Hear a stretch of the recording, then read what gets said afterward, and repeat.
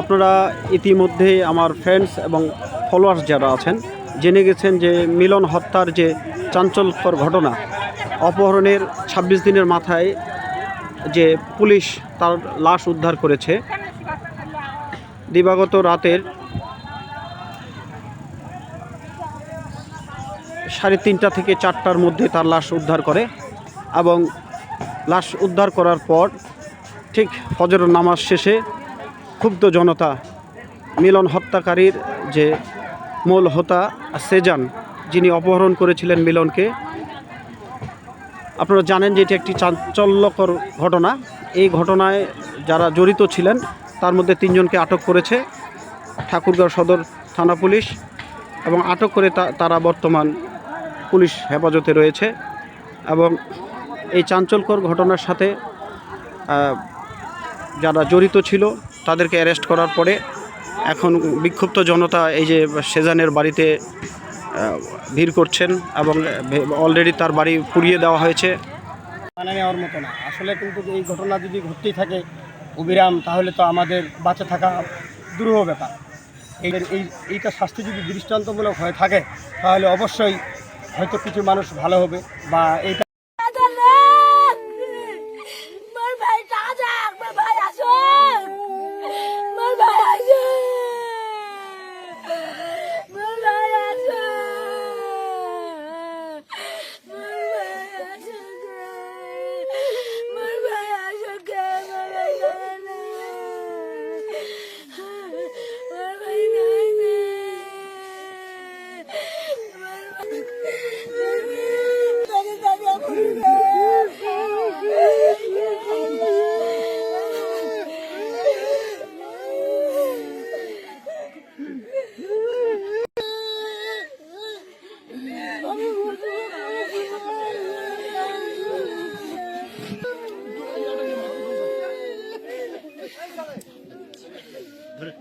ধরছে।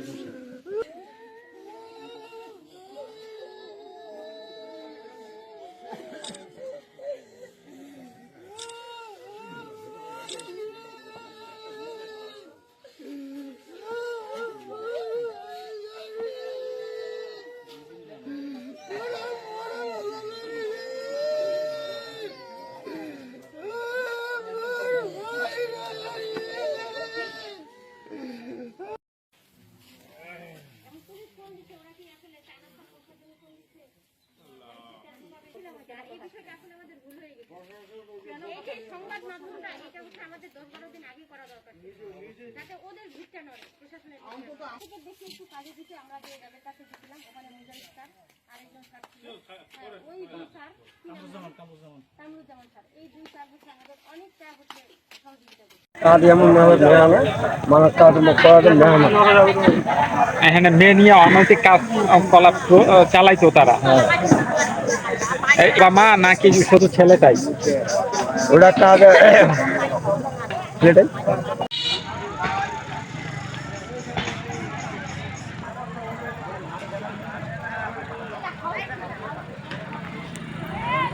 তো 23/2/25 তারিখে মোহাম্মদ মিলন হোসেন 22 নামে একজন ছাত্র সে অপহৃত হয়। আমরা এটা জানতে পেরে জিডি করি এবং আমি ডিবির স্পেশাল যে আমাদের টিমটি আছে যারা এর আগেও আমাদের অনেক কাজে সফলতা দেখিয়েছেন তাদেরকে এটা উদ্ধার করার জন্য, তাকে যে অপহরণকারী ব্যক্তি যিনি আছেন মোহাম্মদ মিলন হোসেন তাকে উদ্ধার করার জন্য দায়িত্ব দেই। তারা চেষ্টা করে, তাদের অক্লান্ত চেষ্টার ফলে এবং তথ্য প্রযুক্তির সহযোগিতায় আমরা গতকাল 2 জন আসামিকে অ্যারেস্ট করি।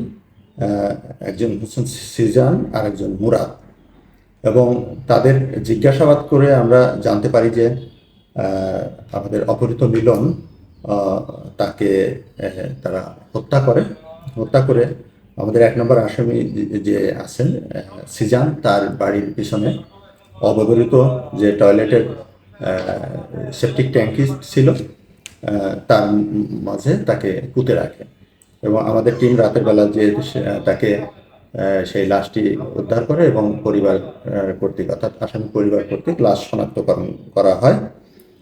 এর সাথে জড়িত মোসাম্মদ রত্না আক্তার ইভা, বয়স 19 বছর, তাকে আমরা অ্যারেস্ট করতে সক্ষম হই। এছাড়া আসামি মুরাদের হেফাজতে থাকা, আপনারা জানেন যে এর আগে কিছু টাকা লেনদেন হয়েছিল যেটা আমাদের জানার বাইরে, আমরা তাদেরকে নিষেধ করেছিলাম, কিন্তু আমাদেরকে না জানিয়ে তারা হয়তো তাদের সন্তানের নিরাপত্তার কথা চিন্তা করে টাকা দিয়েছিলেন। সেই টাকা থেকে 4,87,000 টাকা আমরা রিকভার করতে সক্ষম হই। ধন্যবাদ। শুনতেছি, আমরা তো আসিনি, দেখিনি এখানে। ওরা বলে মেইলি ব্যবসা করতো, করতো, অনেক কিছু করতো, আমরা শুনতেছি আর কি। আসি, বলা যাবে না যে আমরা চোখ দিয়ে দেখছি এটা। তো বলেন একটু শুনি, কি নাম আপনার?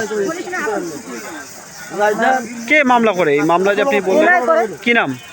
শিউলি কি করে মামলা করে দেয় যখন মানুষ বাধা দিতে আসে।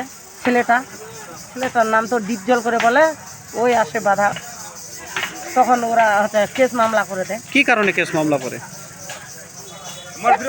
হইলে কথা ছাড়াইলে ওরা কেস মামলা করে।